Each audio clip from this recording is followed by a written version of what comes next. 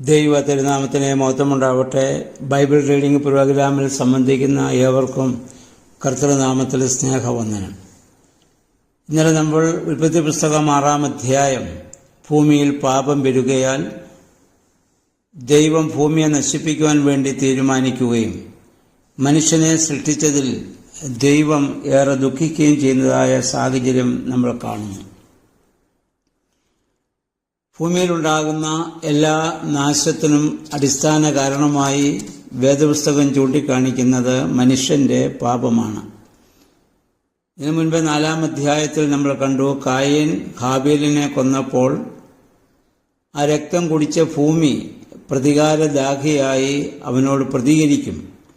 ഇനി മേലാൽ ഭൂമി അതിൻ്റെ വീര്യം നിനക്ക് തരികയില്ല എന്ന് പറഞ്ഞ് ആ ശാപം അവിടെ കായനോട് യഹോവയായ ദൈവം പറയുന്നതും കായൻ പിന്നെ അനുദപിക്കുന്നതൊക്കെ നമ്മൾ കണ്ടതാണ്. അപ്പോൾ മനുഷ്യന്റെ പാപമാണ്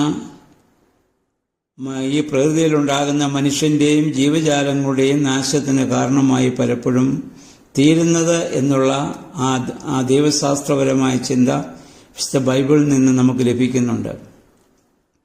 ദൈവം മനുഷ്യന് നൽകുന്ന സമാധാനം സ്വീകരിക്കുന്നതിന് പകരം മനുഷ്യൻ സദാ ദൈവത്തിൽ നിന്നും മനുഷ്യർ തമ്മിലും അകലുന്നതുകൊണ്ട് ദൈവം ഇവിടെ ദുഃഖിക്കുകയാണ്. ദുഃഖം നിറഞ്ഞ ഹൃദയത്തോടെ ദൈവം ഒരു നിശ്ചയമെടുക്കുന്നു: ഈ ഭൂതലത്തെ ഞാൻ ഇനി നശിപ്പിക്കും. കാരണം മനുഷ്യൻ ഇത് തെരഞ്ഞെടുത്തതാണ്. കാരണം അവന് നന്മ ചെയ്യാനും തിന്മ ചെയ്യാനുമുള്ള സ്വാതന്ത്ര്യമുണ്ട്. വിശ്വസിക്കുവാനും അവിശ്വസിക്കുവാനും ഉൾക്കൊള്ളാനും പുറന്തള്ളാനുമൊക്കെ ഉള്ള സ്വാതന്ത്ര്യം ദൈവം മനുഷ്യനും മാത്രമാണ് കൊടുത്തത്. അതാണ് ഫ്രീ വിൽ, അഥവാ അവൻ സ്വരൂപവും സാദൃശ്യവും നൽകി എന്നതിൻ്റെ അർത്ഥമായി ഇതിനു മുൻപ് ഞാൻ പറഞ്ഞിരുന്നല്ലോ.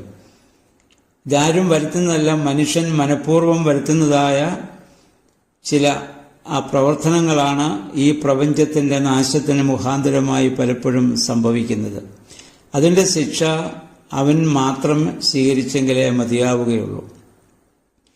അങ്ങനെ എല്ലാ മനുഷ്യരും പാപം ചെയ്യുമ്പോൾ അതിൽ നിന്ന് വ്യത്യസ്തനായ ഒരു മനുഷ്യനെ ദൈവം ഇവിടെ കണ്ടെത്തുന്നു. അതാണല്ലോ നോഹ. നമ്മൾ വായിച്ചു, നോഹ നീതിമാനായതുകൊണ്ട്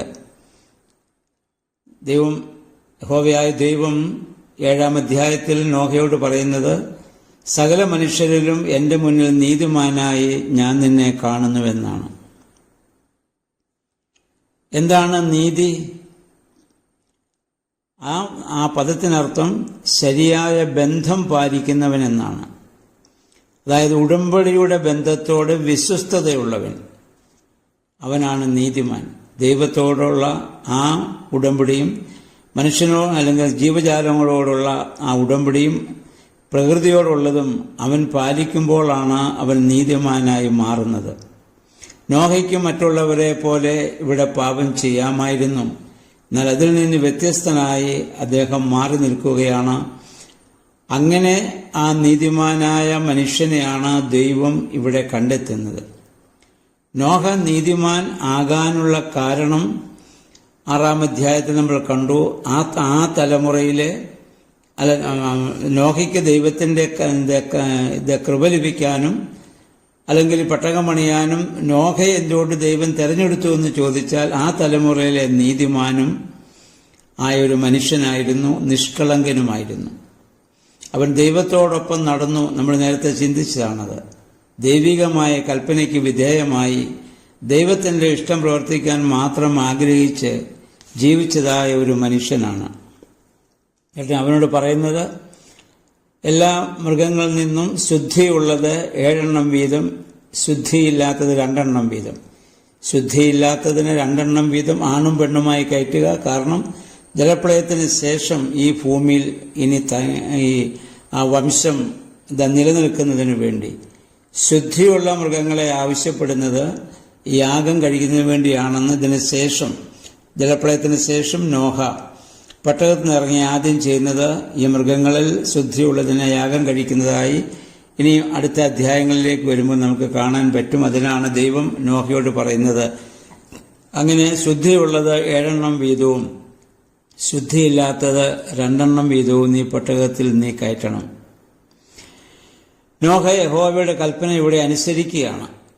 ഇവിടെ നമ്മൾ വായിക്കുന്നു, യഹോവയാണ് ഈ പെട്ടകത്തിന്റെ വാതിലിനെ അടയ്ക്കുന്നത്.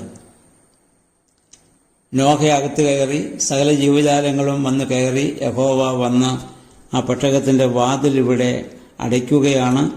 ഇനി 40 രാവും 40 പകലും മഴ പെയ്ത് ഇവിടെ പ്രളയമുണ്ടാവുകയാണ്. പെട്ടകം സഭയാണ് സൂചിപ്പിക്കുന്നത്. ഇന്നലെ ഞാൻ പറഞ്ഞു, ഈ സഭയാകുന്ന പെട്ടകം ദൈവമാണ് നമുക്ക് തുറന്നു തന്നത്. നാം അതിൽ പ്രവേശിച്ച് അതിൽ ആ ദൈവത്തിന് വിധേയപ്പെട്ട് നമ്മളതിൽ ജീവിക്കണം. അപ്പോഴാണ് ദൈവം ഒരു നാൾ അതിൻ്റെ വാതിലടയ്ക്കും. പിന്നെ ആർക്കും അവിടേക്ക് പ്രവേശിക്കാൻ സാധിക്കാത്ത ഒരു സാഹചര്യം ഉണ്ടാകും. മറ്റൊന്ന് ഇവിടെ നമ്മൾ മനസ്സിലാക്കേണ്ടത്, ഈ പെട്ടകത്തിനകത്ത് വിവിധ സ്വഭാവമുള്ള അല്ലെ വിവിധ രീതിയിലുള്ള ഭൂമിയിലെ എല്ലാ പക്ഷിമൃഗാദികളും ഈ പെട്ടകത്തിനകത്തുണ്ട്. പക്ഷെ അവയൊന്നും പരസ്പരം കലഹിച്ചതായോ ഒന്നൊന്നിനെ ഹിംസിച്ചതായോ നമ്മളിവിടെ വായിക്കുന്നില്ല. കാരണം അവ തമ്മിൽ എല്ലാം സ്നേഹത്തിൻ്റെ വലിയ അനുഭവത്തോടെ ആ പെട്ടകത്തിന് അകത്തായിരിക്കുന്നു. പെട്ടകത്തിനകത്ത് അതിൻ്റേതായ പരിമിതികളുണ്ട്. സമൃദ്ധമായി ഒരുപക്ഷെ ഭക്ഷണമോ അല്ലെങ്കിൽ പാനീയമോ ഒന്നും അതിന് ലഭിക്കണമെന്നില്ല.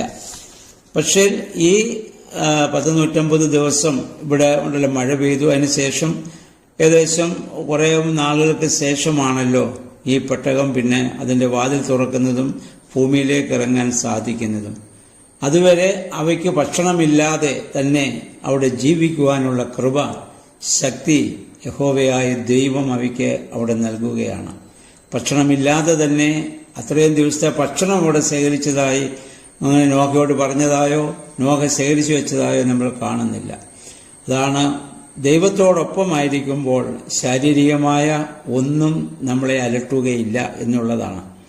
അതുകൊണ്ടാണ് നമ്മുടെ കർത്താവ് 40 ദിവസം മലമുകളിൽ പോയി ഉപവസിച്ചു. മോശ 40 ദിവസം ഉപവസിച്ചു. ഭക്ഷണം കഴിക്കുകയോ പാനം ചെയ്യുകയോ ചെയ്തിട്ടില്ല. കാരണം ആത്മാവും ദൈവവുമായുള്ള വലിയൊരു ബന്ധത്തിലേക്ക് പ്രവേശിക്കുമ്പോൾ ശരീരത്തിന്റെ ബലഹീനതകളൊന്നും അവർക്കൊരു ഭാരമായിട്ടോ ബുദ്ധിമുട്ടായിട്ടോ ഒരിക്കലും തോന്നുകയില്ല. നോമ്പിന്റെയും ഉപവാസത്തിന്റെയും ദിവസം അതിനുവേണ്ടിയാണ് സഭ നമുക്ക് ക്രമീകരിച്ച് തന്നിട്ടുള്ളത്. ആ ദിവസങ്ങളിൽ പ്രാർത്ഥനാനുഭവത്തിലായിരിക്കുമ്പോൾ നമുക്ക് മറ്റ് ജഡവികാരങ്ങളോ അല്ലെങ്കിൽ ജഡത്തിന്റെ ബുദ്ധിമുട്ടുകളോ ഒന്നും നമുക്ക് അനുഭവിക്കാൻ ഒന്നും നമ്മളെ അലട്ടുകയില്ല. പ്രാർത്ഥനാനിരതമായ ഒരു അനുഭവത്തിൽ നമ്മൾ ആകുന്നുവെങ്കിൽ. അപ്പം അതുകൊണ്ടാവാം ഇത്രയും ദിവസങ്ങൾ ഈ പെട്ടകത്തിനകത്ത് ഇവയൊക്കെ കഴിഞ്ഞിട്ടും അവ വളരെ സ്നേഹത്തിലും എല്ലാ ജീവജാലങ്ങളും തമ്മിൽ ഐക്യത്തിലും അത് അല്ലെങ്കിൽ നോഹയും ഭാര്യയും മക്കളും ഒക്കെ ആയിട്ടുള്ള വലിയൊരു അനുഭവം. ഇതാണ് വാസ്തവത്തിൽ സ്വർഗരാജ്യത്തിന്റെ പൂർണ്ണത എന്ന് പറയുന്നത്. അതാണ് ആ ഒരു അനുഭവമാണ് ഇനിയും ഇത് സ്വർഗരാജ്യത്തിൽ നമുക്ക് ഉണ്ടാവുന്നത് അഥവാ ഉണ്ടാവേണ്ടത്. അതായത് ഏതെന്ന പർദീസായാലും ഏതവസ്ഥയിലായിരുന്നോ മനുഷ്യനും ജീവജാലങ്ങളും അതേ അവസ്ഥയിൽ തന്നെയാണ് അവ ഇപ്പോൾ അതിനകത്തേക്ക് പ്രവേശിക്കുന്നത്. എന്നാൽ ഇതിനിടയ്ക്ക് പ്രശ്നമുണ്ടാക്കിയത് മനുഷ്യന്റെ പാപമാണ്. ആ പാപമുഖാന്തരമാണ് കായേൻ ഹാബേലിനെ കൊല്ലുന്ന സാഹചര്യം വരെ മനുഷ്യനിലുണ്ടായി. പക്ഷേ ജീവജാലങ്ങൾ അതൊന്നും ഉണ്ടാവുന്നില്ല എന്ന കാര്യം കൂടി നമ്മൾ മനസ്സിലാക്കേണ്ടതാണ്. എന്നിട്ട് യഹോവ പറഞ്ഞു, 40 രാവും 40 പകലും ജലപ്രളയം അല്ലെങ്കിൽ ഭൂമിയിൽ മഴ പെയ്യുമെന്നാണ്. 40 എന്നുള്ളത് ഇസ്രായേലിനെ സംബന്ധിച്ചിടത്തോളം പൂർണ്ണതയുടെ സംഖ്യയാണ്. മോശ 40 ഇവിടെ 40 രാവും 40 പകലും ഇവിടെ മഴ പെയ്യുന്നു. മോശ 40 ദിവസം മലമുകളിൽ പോയിരുന്ന് പ്രാർത്ഥിക്കുന്നു. നമ്മുടെ കർത്താവ് 40 ദിവസം ഉപവസിക്കുന്നു. ഇങ്ങനെ 40 എന്നുള്ളത് അവരെ സംബന്ധിച്ചിടത്തോളം പൂർണ്ണതയുടെ ഒരു സംഖ്യയാണ്. 7 അപ്രകാരം തന്നെയാണ്, പൂർണ്ണതയുടെ സംഖ്യയാണ്. അതുകൊണ്ടാണ് യെരുശലേം ദേവാലയത്തിലെ നിലവിളക്കിന് 7 തിരി അല്ലെങ്കിൽ 7 തണ്ടുകളൊക്കെ നമ്മൾ വായിക്കുന്നുണ്ട്. 7 എന്നുള്ളത് പൂർണ്ണതയുടെ സംഖ്യയാണ്. ഇസ്രായേൽ ജനത്തെ സംബന്ധിച്ചിടത്തോളം അത് നമുക്കിവിടെ കാണുവാനായിട്ട് സാധിക്കുന്നുണ്ട്. ഇനി ഇവിടെ മനസ്സിലാക്കേണ്ട ഒരു കാര്യം, നോഹ നീതിമാനായിരുന്നത് കൊണ്ട് മാത്രമല്ല, നോഹ വലിയ വിശ്വാസിയായിരുന്നു. അത് അബ്രാഹാമിനെ ദൈവം വിളിച്ചപ്പോൾ പറഞ്ഞത്, കാണിപ്പാനിരിക്കുന്ന ദേശത്തേക്ക് നീ പോകാനാ പറഞ്ഞ. കാണിച്ച ദേശത്തേക്കല്ല ദൈവം അബ്രാഹാമിനെ വിടുന്നത്. അപ്പം ആ ദേശം കാണാതെ തന്നെ അബ്രാഹാം അവിടെ നിന്ന് ഇറങ്ങിപ്പോരുകയാണ്. ഇതുപോലെയാണ് നോഹ. ഇതിന് ശേഷം എന്താണെന്നോ പെട്ടകത്തിനകത്ത് കയറി എന്ത് സംഭവിക്കുമെന്നോ നോഹയ്ക്ക് അറിഞ്ഞുകൂടാ. പക്ഷെ ദൈവത്തിലുള്ള ആ പൂർണ്ണമായ വിശ്വാസത്താലാണ് അപ്രകാരം നോഹയ്ക്കും പ്രവർത്തിക്കാൻ ഇവിടെ സാധിക്കുന്നത്. അപ്പം അബ്രഹാമിന് ദൈവവിളി ഉണ്ടായപ്പോൾ എവിടെ പോകുന്നുവെന്നറിയാതെ ഇറങ്ങി വന്നതുപോലെ നോഹ ദൈവം പറഞ്ഞ പ്രകാരം ഈ കാര്യങ്ങളൊക്കെ ഇവിടെ ചെയ്യുകയാണ്. നോഹയുടെ സംഭവം വാസ്തവത്തിൽ ഒരു ന്യായവിധിയാണ്. ദുഷ്ടജനത്തിന് ഏറെ നിൽക്കുവാൻ സാധിക്കുകയില്ല എന്നുള്ള വലിയ ഒരു തിരിച്ചറിവ് ഈ സംഭവത്തിലൂടെ നമ്മൾ അറിയേണ്ടതാണ്. അതൊരു ന്യായവിധിയായി നമുക്ക് കാണാവുന്നതാണ്. മാത്രമല്ല ഇത് മറ്റു ചില കാര്യങ്ങൾക്കുള്ള മുൻ സൂചനകൾ കൂടിയാണ്. നോഹ വെള്ളത്തിൽ നിന്നും രക്ഷപ്പെടുന്നതിലൂടെ, ഈ ജലപ്രളയത്തെ അതിജീവിക്കുന്നതിലൂടെ ഇസ്രായേൽ ജനം ചെങ്കടലിൽ നിന്നും അവരെ ആ ചെങ്കടൽ കടന്ന് അക്കരെ കടന്നതിനെയും മോശ മിസ്രയീമിലെ ആ നീൽ നദിയിൽ നിന്ന് രക്ഷപ്പെടുന്നതിൻ്റെയൊക്കെ മുൻ സൂചനയായി ഈ നോഹയുടെ കാലത്തെ ജലപ്രളയത്തെ പിതാക്കന്മാർ അതുമായി താരതമ്യം ചെയ്തിട്ടുണ്ട്. അപ്പോൾ അപ്രകാരം അതിൻ്റെ ചില മുൻ സൂചനകൾ ഇവിടെ ലഭിക്കുന്നതായി നമുക്ക് ഇതുമായി ബന്ധപ്പെട്ട് നമുക്ക് മനസ്സിലാക്കാവുന്നതാണ്. അങ്ങനെ ദൈവം അതിൻ്റെ ഇത് വാതിലടിച്ചു. ഇനി 40 രാവും 40 പകലും ഭൂമിയിൽ മഴ പെയ്യുകയാണ്.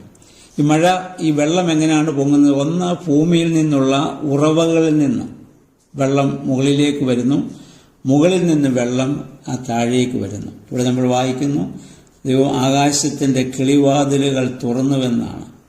അപ്പം നമുക്ക് നേരത്തെ ഉൽപ്പത്തി പുസ്തകം 1-ാം അധ്യായത്തിൽ വായിച്ചത് നമ്മൾ കണ്ടല്ലോ. അന്ന് മനുഷ്യൻ വിചാരിച്ച അങ്ങനെയാണ്, മുകളിൽ നിൽക്കുന്ന വെള്ളമാണ് താഴേക്ക് വരുന്നതെന്ന്. എന്നാൽ മഴ എങ്ങനെ പെയ്യുന്നു എന്നുള്ള അന്ന് സയന്റിഫിക്കായിട്ട് അത് പ്രൂവ് ചെയ്യാനോ സയൻസ് ഇത്രയും ഡെവലപ്പ് ചെയ്യാത്തതുകൊണ്ട് ആ കാലത്ത് മനുഷ്യൻ അറിഞ്ഞുകൂടാ. അപ്പോൾ മുകളിൽ നിന്ന് ഏതായാലും ദൈവമാണ് ആ വെള്ളം അയക്കുന്നതെന്ന് അവർക്കറിയാം. ആ വെള്ളം ഭൂമിയിലേക്ക് 40 ദിവസം കൊണ്ട് ഈ ഭൂമി മുഴുവൻ, എന്നിവർക്ക് അറിയാമല്ലോ, ഏറ്റവും വലിയ പർവ്വതത്തിൽ നിന്ന് 15 അടി ഉയരം വരെ വെള്ളം പൊങ്ങി ഈ പേടകം വെള്ളത്തിലൂടെ ഒഴുകുന്നതായ ഒരു സാഹചര്യമുണ്ട്. ഇനിയും ഈ വെള്ളം എന്ന് പറയുന്നത് നമ്മളൊരു കാര്യം മനസ്സിലാക്കണം. ഇത് പ്രാദേശികമായി നടന്നൊരു വെള്ളപ്പൊക്കമാണെന്ന് പറയുകയും ചിന്തിക്കുകയും ചെയ്യുന്ന ആളുകളുണ്ട്. എന്നാൽ വേദപുസ്തകം നമ്മെ ഓർമ്മപ്പെടുത്തുന്നു. അപ്പസ്തോലന്മാരോ, ഞാൻ നേരത്തെ കഴിഞ്ഞ പ്രാവശ്യം ഞാനിത് ഓർമ്മിപ്പിച്ചതാണ് എൻ്റെ ഓർമ്മ. ഇത് ഒരിക്കലും പ്രാദേശികമായൊരു വെള്ളപ്പൊക്കമായിട്ടല്ല കർത്താവിൻ്റെ കാലത്തുണ്ടായിരുന്ന സ്ത്രീഹന്മാരോ ഇതിനെ കാണുന്നത്. ഏറ്റവും വലിയ തെളിവാണ് 2 പത്രോസ് 3:5-6 വാക്യങ്ങൾ. അവിടെ ഇപ്രകാരമാണ് എഴുതിയിരിക്കുന്നത്: ദൈവത്തിൻ്റെ വചനത്താൽ ആകാശം പണ്ട് തന്നെ ഉണ്ടായെന്നും ഭൂമി വെള്ളത്തിലും വെള്ളത്താലും ഉറപ്പിക്കപ്പെട്ടിരിക്കുന്നുവെന്നും അന്നത്തെ ആ ലോകം വെള്ളത്താൽ നശിച്ചുവെന്നുമുള്ള വസ്തുതകൾ അവർ വിസ്മരിക്കുന്നു. വിധിയുടെയും ദുഷ്ടമനുഷ്യരുടെയും നാശത്തിൻ്റെയും ദിനത്തിൽ അഗ്നിക്ക് ഇരയാകേണ്ടതിന് ഇപ്പോഴുള്ള ആകാശവും ഭൂമിയും അതേ വചനത്താൽ തന്നെ സൂക്ഷിക്കപ്പെടുന്നു. അപ്പോൾ ആദ്യം ഉണ്ടായതായ ആ ഭൂമി മുഴുവൻ ജലപ്രളയത്താലാണ് അത് നശിച്ചതെങ്കിൽ, ഇനി മനുഷ്യൻ പാപം ചെയ്യുമ്പോൾ ഭൂമിക്കുണ്ടാകാൻ പോകുന്ന നാശം ജലത്താലല്ല അഗ്നിയാലാണെന്ന ഒരു സൂചന പത്രോസ്ലീഹ ഇവിടെ നൽകുന്നുണ്ട്. അപ്പോൾ ഭൂതലം മുഴുവൻ നശിച്ചുവെന്ന രീതിയിലാണല്ലോ പത്രോസ്ലീഹ അതിനെപ്പറ്റി ഇവിടെ പറഞ്ഞിട്ടുള്ളത്. അപ്പോൾ ആ രീതിയിൽ അത് ലോകം മുഴുവൻ ബാധിച്ച, അല്ല ഈ ഭൂമിയെ മുഴുവൻ മൂടിയ ഒരു ജലപ്രളയമായി നമ്മൾ കാണുന്നതാണ് ഉത്തമം. ഇനി മറ്റൊരു കാര്യം ഇതുമായി ബന്ധപ്പെട്ട് ചിന്തിക്കുവാനുള്ളത്, വെള്ളം നമ്മൾ മനസ്സിലാക്കണം. ആദ്യം ഈ സകല സൃഷ്ടിയും ഉണ്ടായത് ഈ വെള്ളത്തിൽ നിന്നാണ്.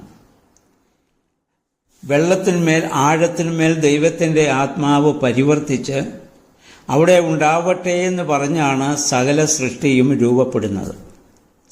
ഈ പ്രപഞ്ചം തന്നെ ഉണ്ടായത് അങ്ങനെയാണ്. അപ്പോൾ നമുക്കറിയാം, ജീവന്റെ ആധാരമാണ് വെള്ളം, ജീവന്റെ അടിസ്ഥാനമാണ്. ഭക്ഷണമില്ലാതെ അനേക ദിവസങ്ങൾ ഒരുപക്ഷെ മനുഷ്യന് ജീവിക്കാൻ സാധിച്ചേക്കാം, പക്ഷെ വെള്ളമില്ലാതെ ജീവിക്കുക അസാധ്യമാണ്.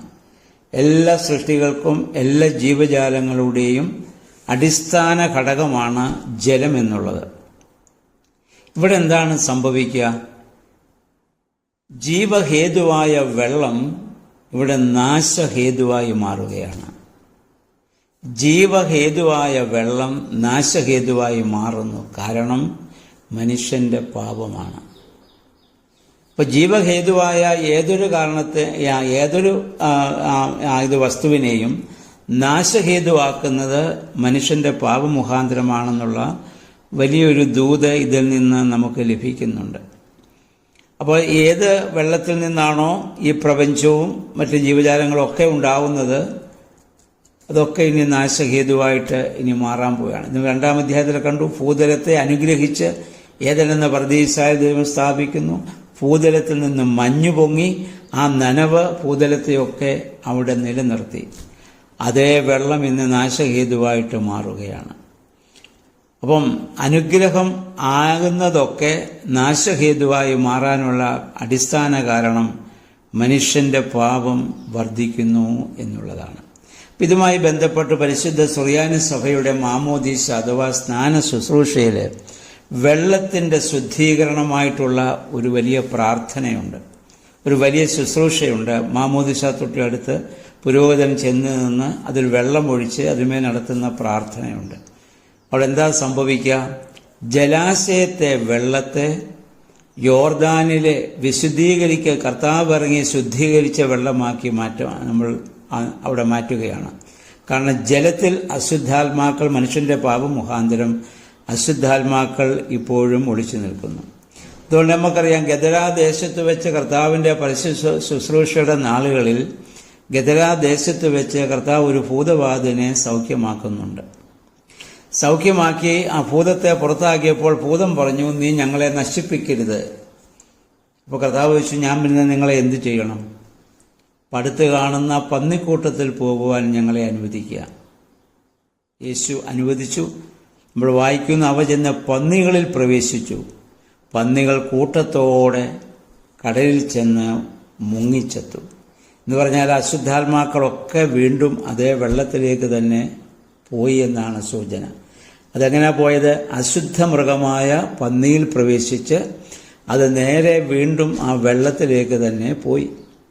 ആദ്യം അരക്ഷിതാവസ്ഥയായിരുന്ന ആ വെള്ളത്തെ, അശുദ്ധാത്മാക്കൾ നിറഞ്ഞു നിന്ന, അന്ധകാരം നിറഞ്ഞു നിന്ന ആ വെള്ളത്തിൻ്റെ അനുഭവത്തെ പ്രകാശമയമാക്കി ദൈവം ജീവൻ നൽകി സൃഷ്ടി ആരംഭിച്ചു.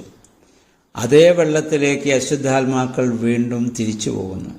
അങ്ങനെ അശുദ്ധാത്മാക്കൾ തെരഞ്ഞു നിൽക്കുന്ന ജലാശയത്തിലെ വെള്ളത്തിലല്ല സഭ ഒരാളെ സ്നാനം കഴിപ്പിക്കുന്നത്, ജലാശയത്തെ വെള്ളത്തെ യോർദാനിലെ വെള്ളമാക്കി മാറ്റുന്നുണ്ട്. ആ വെള്ളത്തിൻ്റെ ശുദ്ധീകരണ പ്രാർത്ഥന നടത്തുമ്പോൾ അതിനുവേണ്ട പ്രാർത്ഥന വിശുദ്ധ കുർബാനകളുടെ മേൽ, അപ്പവീഞ്ഞുകളുടെ മേൽ പുരോഹിതൻ കൈ ആവശ്യിപ്പിച്ച് അതിനെ കർത്താവിൻ്റെ ശരീരവും രക്തവുമാക്കി മാറ്റുന്നത് പോലെ പരിശുദ്ധാത്മാവിൻ്റെ ആവാസം അവിടെ നടത്തുന്നുണ്ട്. അവിടെ വിശുദ്ധ കുർബാനമേൽ കൈ ആവശ്യിക്കുമ്പോഴുള്ള അതേ പ്രാർത്ഥനയാണ് ഇവിടെയും ഇത് നടത്തുന്നത്. ബാറയ്ക്കുമോർ ജീവൻ അവിടെയുള്ള പ്രാർത്ഥന ഇതാണ്: വാത്സല്യമുള്ളവരെ, ജീവനുള്ള പരിശുദ്ധ റൂഹ സ്വർഗമാകുന്ന മേലിൽ നിന്ന് പ്രതാപത്തോടുകൂടി ഇറങ്ങി വയ്ക്കപ്പെട്ടിരിക്കുന്ന ഈ മാമോദീസ വെള്ളത്തിന്മേൽ പൊരുന്നി ആവശ്യിച്ച് അതിനെ ശുദ്ധീകരിക്കുന്നതായി ഈ സമയം നാം അടക്കത്തോടും ഭയത്തോടും നിന്നുകൊണ്ട് പ്രാർത്ഥിക്കണം. ഇതേ പ്രാർത്ഥനയാണ് അപ്പവീഞ്ഞുകളെ കർത്താവിൻ്റെ ശരീരക്തങ്ങളാക്കി മാറ്റുന്നതിനും മാറുന്ന സമയത്തും പുരോഹിതൻ നടത്തുന്ന പ്രാർത്ഥന. മേലുള്ള ഉരങ്ങളിൽ നിന്ന് പരിശുദ്ധാത്മാവ് ഇറങ്ങി പൊരുന്നി ആവശ്യിച്ച്, എന്ന് പറഞ്ഞാൽ പ്രാവ് ഇങ്ങനെ വന്ന് പൊരുന്നി ആവശ്യിക്കുന്നത് പോലെ ആവശ്യിച്ച് ആ വെള്ളത്തെ ശുദ്ധീകരിക്കുകയാണ്. ആ ശുദ്ധീകരിക്കപ്പെട്ട വെള്ളത്തിൽ, എന്ന് പറഞ്ഞാൽ നാശഹേതുവായ വെള്ളത്തെ സ്നാനത്തിൽ ജീവഹേതുവാക്കി മാറ്റുന്നു. ആ നാശഹേതുവായ വെള്ളം ജീവഹേതുവായത് കർത്താവ് വന്ന് യോർദാനിൽ ഇറങ്ങുന്നതോടുകൂടിയാണ്. കർത്താവ് യോർദാനിൽ ഇറങ്ങുന്നതോടുകൂടി നാശഹേതുവായ വെള്ളം അന്ന് അവിടെ ജീവഹേതുവായി മാറുന്നു. നമ്മുടെ ധനഹായുടെ ആ ശുശ്രൂഷയിലൊക്കെ ഉണ്ട്. പിശാചിൻ്റെ തലയെ ദൈവം തകർത്തത് അവിടെയാണ്. അപ്രകാരം ആ ധനഹായുടെ ശുശ്രൂഷയിൽ, വെള്ളവാഴുവിൻ്റെ ശുശ്രൂഷ, ഇങ്ങനെ ഒരു പ്രാർത്ഥനയുണ്ട്: തൻ കൈയാൽ മെനയപ്പെട്ടോൻ ദുരിതദുരാഗ്രഹബന്ധിതനായതു കണ്ടപ്പോൾ ഉടയോനവനെ താങ്ങി തോളിന്മേലേറ്റി.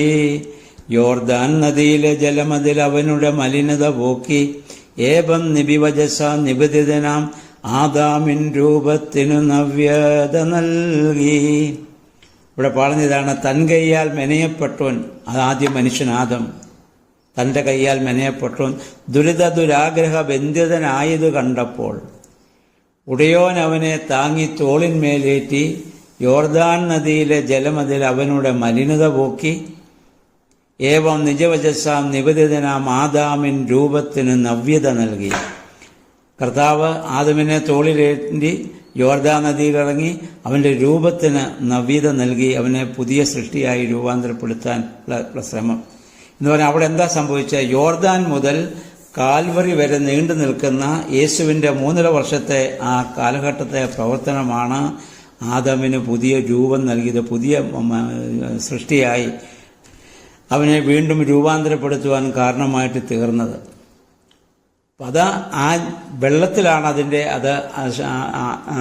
യോർദാൻ മുതൽ കാൽവറിയിൽ ക്രൂശ് വരെ നീണ്ടു നിൽക്കുന്ന യേശുവിൻ്റെ എല്ലാ പ്രവർത്തനങ്ങളും. ആ പ്രവർത്തനമാണ് പിശാചിൻ്റെ ആ തലയെ അവിടെ തകർത്തത്. അപ്പം അതുമായി ബന്ധപ്പെട്ട് വേറെ ഒരുപാട് ദൈവശാസ്ത്രം ഒരുപാട് ചിന്തകൾ ഇതുമായി ബന്ധപ്പെട്ടുകൊണ്ടല്ല ഇപ്പോൾ പറയാൻ സമയമില്ലല്ലോ. എന്തായാലും നമ്മൾ ഓർക്കുക, നാശഹേതുവായ വെള്ളം ഇവിടെ ജീവഹേതുവായി അവിടെ മാറ്റപ്പെടുന്നു. ഇപ്പോൾ ഈ 56-ാം അധ്യായത്തിൽ എന്താ സംഭവിക്കുക? ജീവഹേതുവായ വെള്ളം നാശഹേതുവായി മാറി. മനുഷ്യന് അനുഗ്രഹവും ജീവനും നിലനിർത്തേണ്ട വെള്ളം മനുഷ്യന്റെ ജീവനെ നശിപ്പിക്കുന്ന സകല ജീവജാലങ്ങളുടെയും ജീവൻ നശിപ്പിക്കുന്ന അവസ്ഥ. മൃഗങ്ങളൊന്നും പാപം ചെയ്യുന്നില്ല. അവയുടെ ചിന്തയിലോ പ്രവൃത്തിയിലോ ഉപദ്രവിക്കണമെന്ന ചിന്തയോടെ ഒരു മൃഗവും ഒരു മൃഗത്തെയും ദ്രോഹിക്കുന്നില്ല. അപ്പോൾ ഭക്ഷണത്തിന് വേണ്ടി അവയ്ക്ക് അനുവദിച്ചു കൊടുത്ത ഭക്ഷണത്തിന് വേണ്ടി ഒരു മൃഗം മറ്റൊരു മൃഗത്തെ കൊല്ലുന്നൊന്നുള്ള അല്ലാതെ അത് ദൈവം അവയ്ക്ക് അനുവദിച്ചു കൊടുത്തിട്ടുള്ള അവയൊന്നും ചിന്തയിലോ പ്രവൃത്തിയിലോ മനുഷ്യൻ ചെയ്യുന്ന പോലെ പാപം ചെയ്യുന്നില്ല. എന്നാൽ മനുഷ്യൻ ചെയ്യുന്ന പാപത്തിന്റെ പരിണത ഫലം ജീവജാലങ്ങളും അനുഭവിക്കേണ്ടി വരും. കാരണം അവയെല്ലാം ദൈവം മനുഷ്യന് വേണ്ടി സൃഷ്ടിച്ചു കൊടുത്തതാണ്. അപ്പം നമ്മളൊരു പാപം ചെയ്യുമ്പോൾ അതിൻ്റെ പരിണതഫലം നമ്മളിൽ മാത്രമല്ല പ്രപഞ്ചത്തെയും ബാധിക്കുന്നു എന്ന സത്യം നമ്മൾ മനസ്സിലാക്കണം. സകല ജീവജാലങ്ങളുടെയും നാശത്തിനത് മുഖാന്തരമായി ഭവിക്കുന്നു. ഇതൊക്കെ നമ്മൾ ചിന്തിച്ച്, ദൈവമേ, ആ പരിശുദ്ധാത്മാവെ, ആ ജീവഹേതുവായ അവസ്ഥയിൽ ഞാൻ പുതുക്കപ്പെടുവാൻ തക്കവണ്ണം എന്നിൽ പ്രവർത്തിക്കണമേ എന്ന് നമുക്ക് പ്രാർത്ഥിക്കാം. ഇതിലൂടെയൊക്കെ നമ്മൾ ഈ വേദഭാഗമൊക്കെ വായിക്കുമ്പോൾ നമ്മൾ ചിന്തിച്ച് നമ്മൾ മനസ്സിലാക്കേണ്ട കാര്യങ്ങൾ ഇതാണ്. അതനുസരിച്ച് നമ്മുടെ ജീവിതത്തെ ക്രമപ്പെടുത്തുവാൻ, ഇനി എൻ്റെ വാക്കുകൾ കൊണ്ടോ എൻ്റെ ചിന്തകൾ കൊണ്ടോ എൻ്റെ പ്രവൃത്തി കൊണ്ടോ ഞാൻ ആരെയും നശിപ്പിക്കുകയില്ല എന്നുള്ള ഒരു തീരുമാനത്തോടെ ജീവിക്കുവാൻ നമുക്ക് ശ്രമിക്കാം. ദൈവത്തിൻ്റെ പരിശുദ്ധാത്മാവ് അതിന് നമ്മെ സഹായിക്കട്ടെ. എല്ലാവർക്കും നല്ലൊരു ശുഭദിനം ആശംസിക്കുന്നു. ദൈവനാമം മാത്രം മഹത്വപ്പെടുവാൻ ഇടയാവട്ടെ.